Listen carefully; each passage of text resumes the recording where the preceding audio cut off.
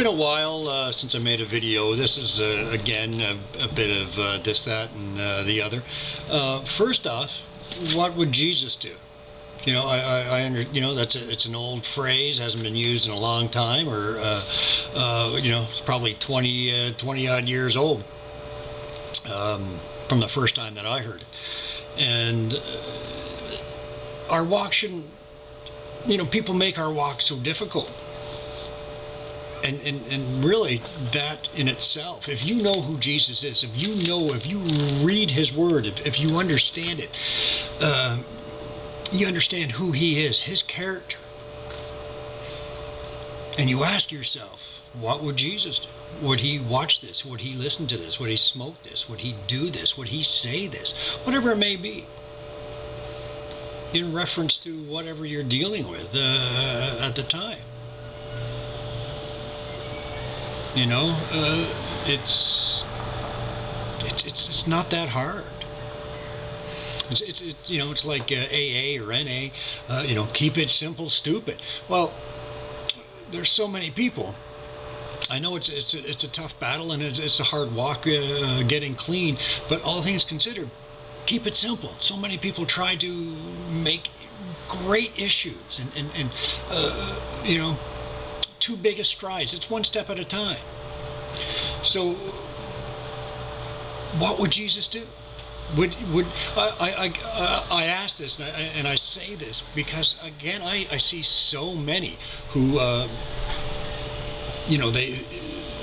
they make videos and they say, okay, homosexuality is a sin, and anger is a sin, and witchcraft, and they acknowledge these things. They talk about witchcraft. They don't they hit some good subjects, and they talk about certain things and in reference them to the Bible, but they omit or they overlook, whatever it may be, other things. Simple. It's there. It's written. They tattoo themselves. They go out and they adorn themselves with tattoos and piercings or they. Well, that's in there. It says don't pierce yourself or tattoo yourself. Don't cut yourself like the pagans do. But they don't find that relative. But they'll still say, well, this is a sin and that's a sin. Well, and it's from the Old Testament. It's not like they're saying, oh, well, I'm only from the New Testament. They're still saying, hey, it's not right to lie with a man, but okay, it's apparently okay to tattoo yourself and justify it or not address it at all. To me, that makes no sense. And then there's music. There's lots of video studies.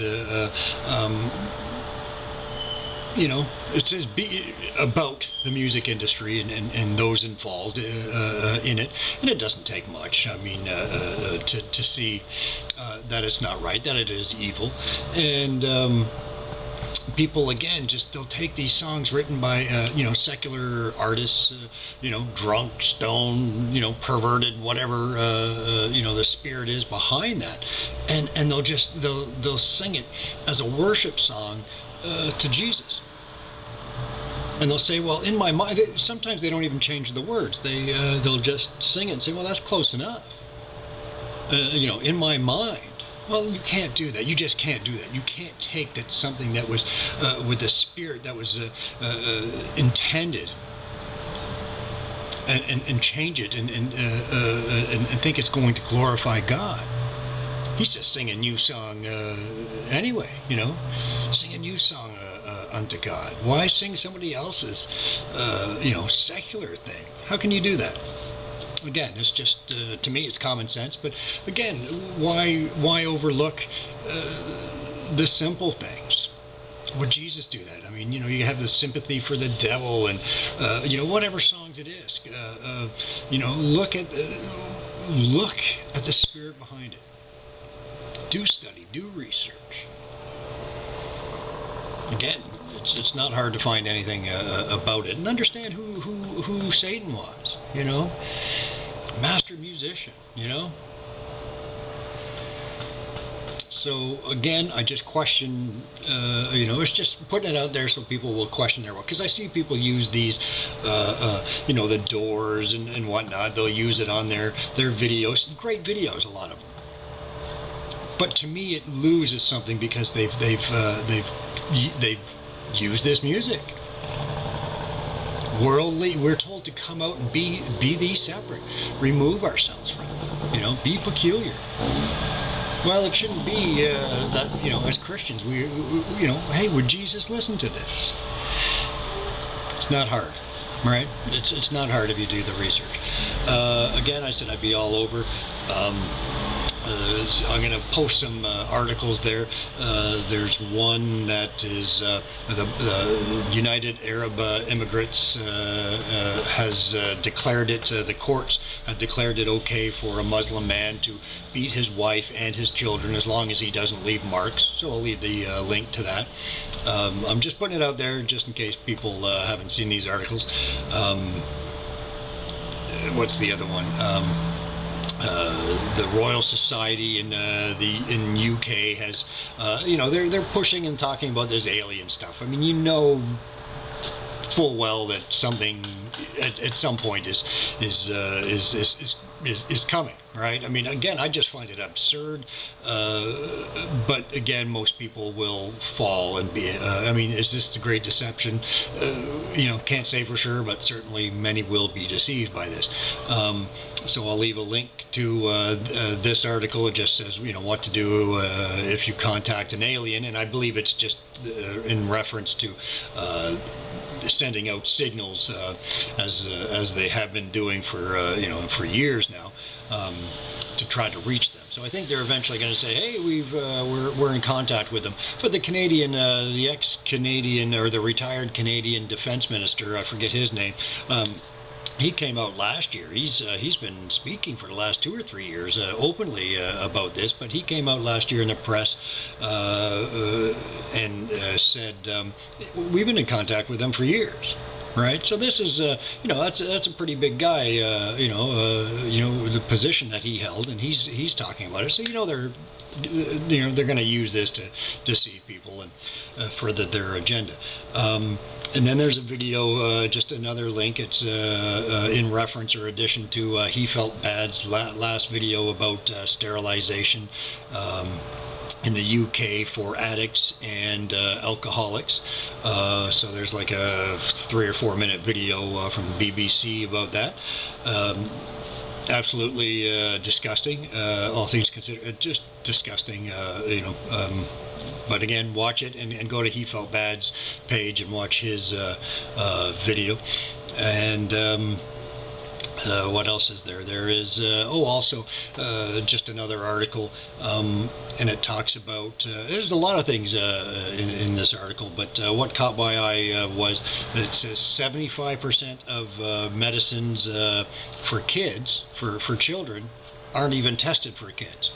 So that's 75%. So that's ridiculous. So it's a 3 or 4 page article.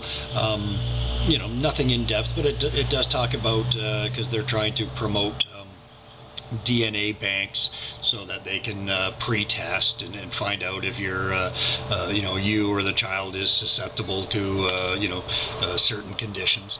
So, there's a few things in there, a few trigger points for those who are studied. It'll set off a few alarms. And so that's about it. Plus, the last thing I told you would be this, that, and the other.